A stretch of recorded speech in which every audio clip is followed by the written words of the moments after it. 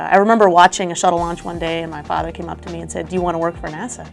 I said, "Yes, I do." And he said, "Well, that's great, then you need to be an engineer." And of course, my dad was an engineer. Followed my dad's advice that he gave to me at an early age about being an engineer and went to the George Washington University in Washington, D.C. And then about midway through my engineering curriculum, I had a lot of friends who were actually pre-med engineers, and they said, "Serena, you need to think about medicine. You'd be a great doctor." And so during college, I actually spent a lot of my time teaching martial arts. I learned Kung Fu when I was in high school, and in undergrad I was looking for a little bit of a job and looking for a school to train at. And so I found a school in the southeast part of DC, not the best part in the world, but really good instructors, and I used to take the metro every Monday, Wednesday, Friday from GW's campus down there.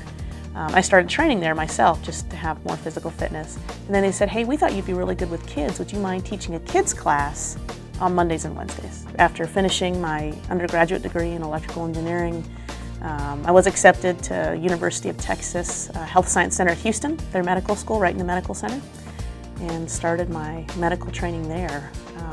When I was a fourth-year medical student, I knew I wanted to do a rotation at NASA. But when I came down in October of 2000, I learned that there was a special program that combined internal medicine, which is medicine for adults and what I love, with aerospace medicine. And that program existed at the University of Texas Medical Branch at Galveston. My personal journey, it started off as an engineer, turned into a physician, which I absolutely love. And a lot of people say that the journey along the way is the best part in getting to your end destination. And it really has been, because I absolutely love being a doctor.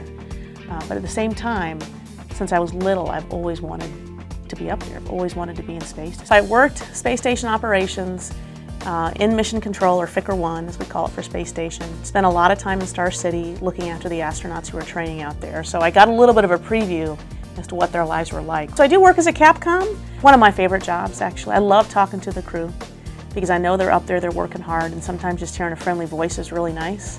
So I have been to Antarctica, and that was one of my neatest analogs. I did that from the 2010 to 2011 season. So I spent 2 months in Antarctica and 6 weeks living on the ice in a tent. We had a mountaineer who was the leader of our team, very small team of 4, and we were by ourselves. There are no bugs, there's no ants, there's no animals, unless you're near the coast, and then you have the seals, and you have the penguins. I still have dreams at night where I hear the wind hitting the tent, and when the wind's not blowing, it's just absolutely silent.